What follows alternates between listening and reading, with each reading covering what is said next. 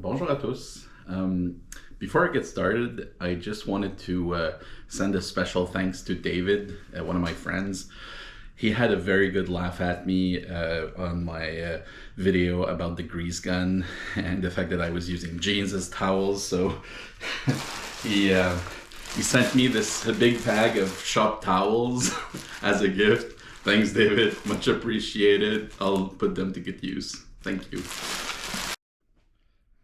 La vidéo aujourd'hui, pour faire un peu différent, si vous êtes tanné de me voir jouer avec mon tracteur, j'ai besoin, là je suis en train là, de regarder là, pour ce que je vais avoir de besoin pour ma business. Là je donne pas trop de détails, là, j'en ai déjà parlé de vive voix à certains d'entre vous, à ma famille, mes amis, mais je suis en train là, de regarder là, pour me lancer en affaires et j'ai commencé à regarder différents équipements que je vais avoir de besoin là, pour être capable de fonctionner.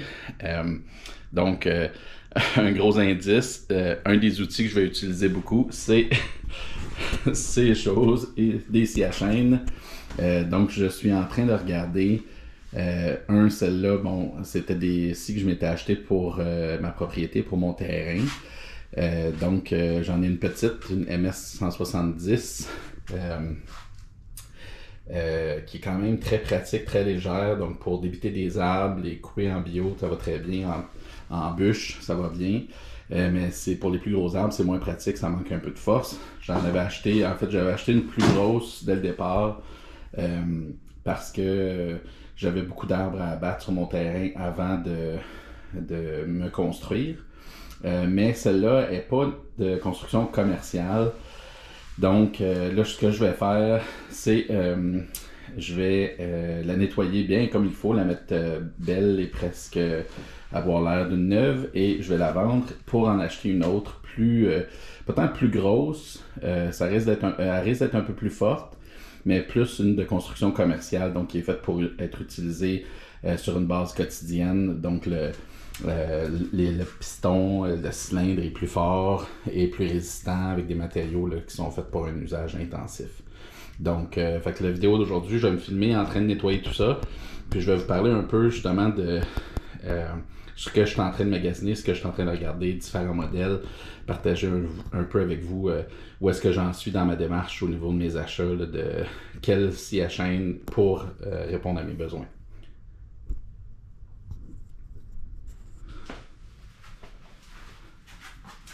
Bon, on va commencer par la grosse.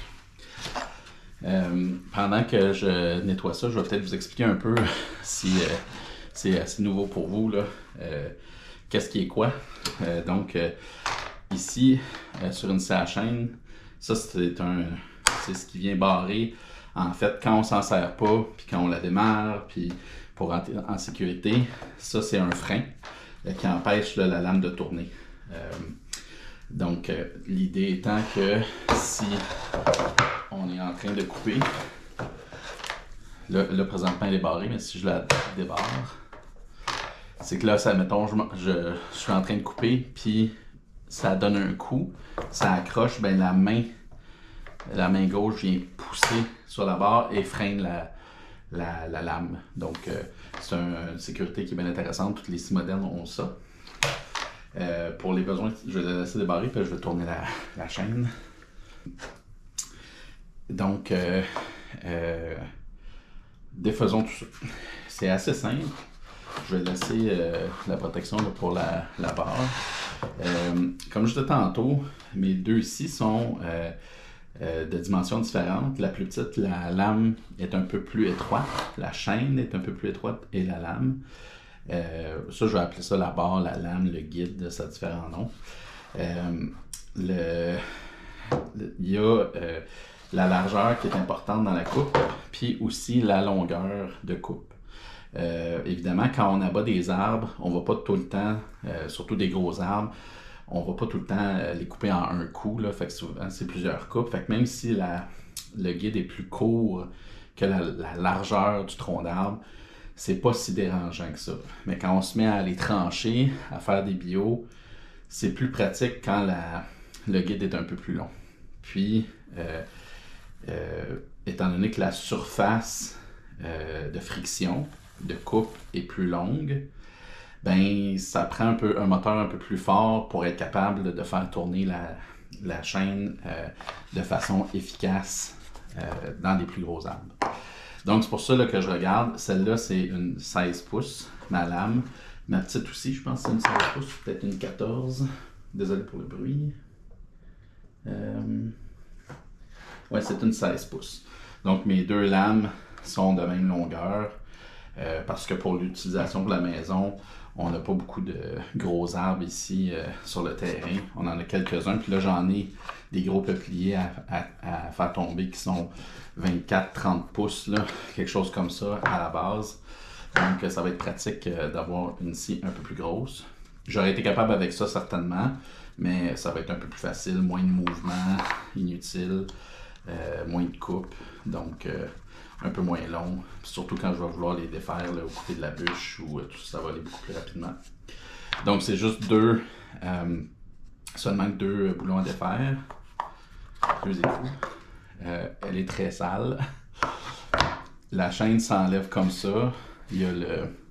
Je m'assurer que vous voyez bien. Là.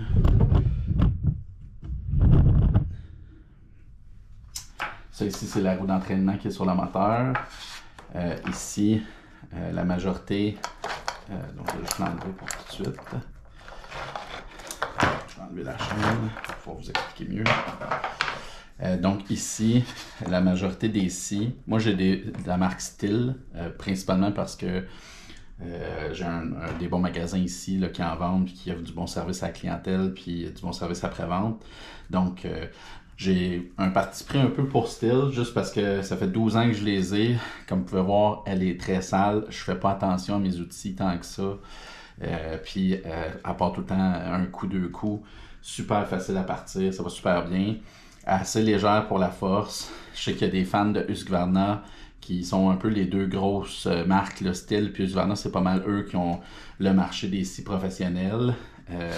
Il y en a d'autres, là, Echo, Red Max, John Sird. Mais John Sird, c'est aussi fait dans la même usine que Husqvarna pour les plus petits modèles. Il y a aussi des produits d'importation, FarmTech.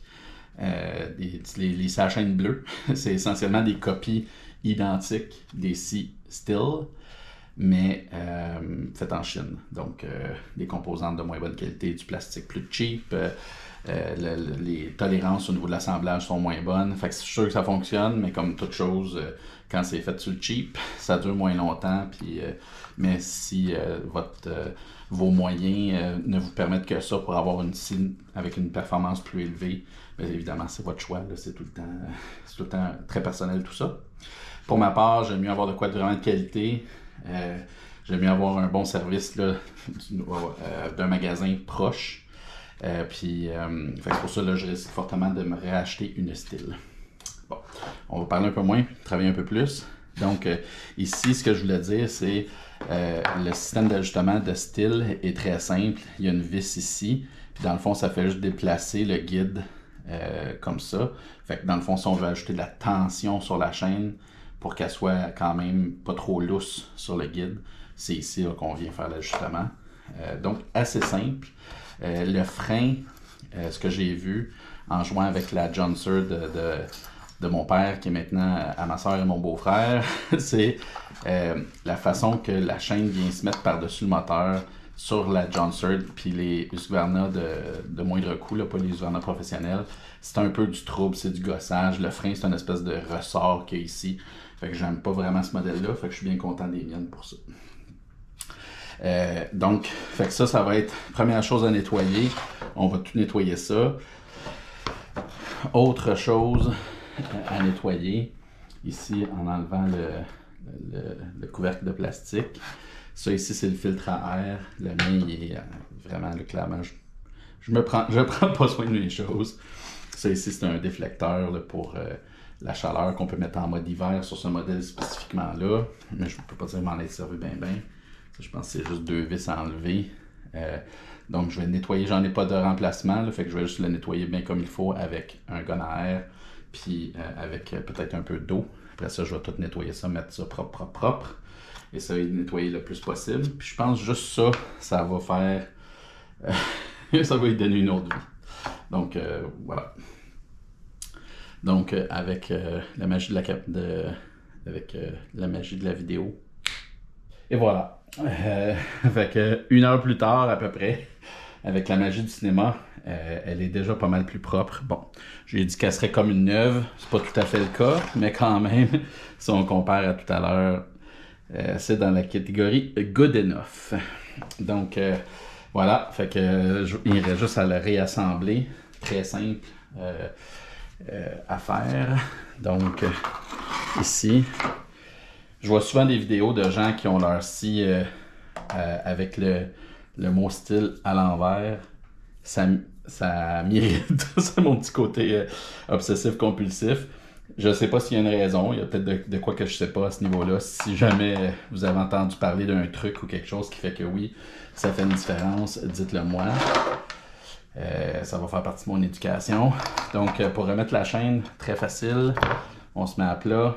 On remet la chaîne dans le bon sens. C'est-à-dire qu'il faut que les dents soient vers l'avant et en haut de la chaîne pour que ça morde dans le bois. Donc, on fait juste mettre dans le fond la chaîne autour du guide. Comme ça. Pas besoin de. Il faut juste que ce soit rentré. Puis en tirant sur le bout, on vient juste dans le fond le rentrer ici. Tout simplement comme ça. Et voilà.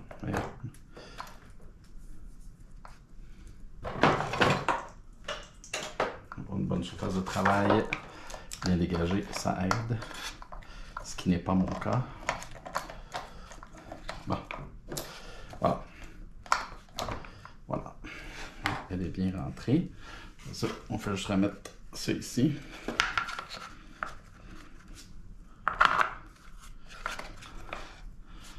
On va mettre les 2 boulons. C'est le temps, là, avant de serrer une fois que les boulons sont mis, avant de les serrer à mort, c'est le temps d'ajuster la tension de la chaîne. Je vais vous montrer comment moi je la mets. Il y a sûrement des règles très avancées, des techniques, puis des affaires pas mal plus intelligentes.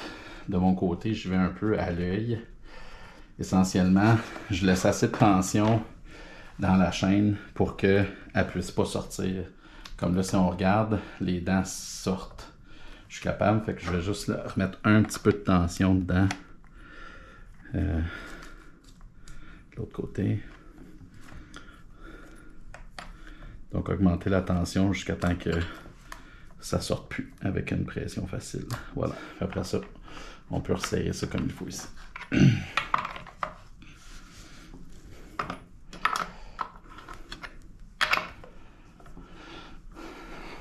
Bon, voilà. Pas besoin d'être serré à mort, mais il faut quand même que ce soit bien à côté. Parce que c'est ça qui tient le guide en place. Ça tourne bien. Ça tourne bien. Sans trop de lousse. Voilà. Ensuite, on va remettre le filtre. J'ai utilisé de l'air comprimé pour nettoyer tout ça. J'avais bloqué ici, là, c'est où que dans le fond que le filtre à air empêche là, de la cochonnerie de rentrer dans le cylindre. Donc c'est pour ça que j'avais mis des petits papiers.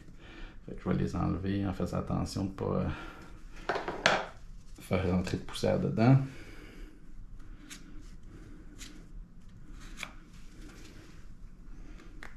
Voilà. Voilà. On enlève ça. On remet le filtre. Le filtre, je l'ai bien nettoyé.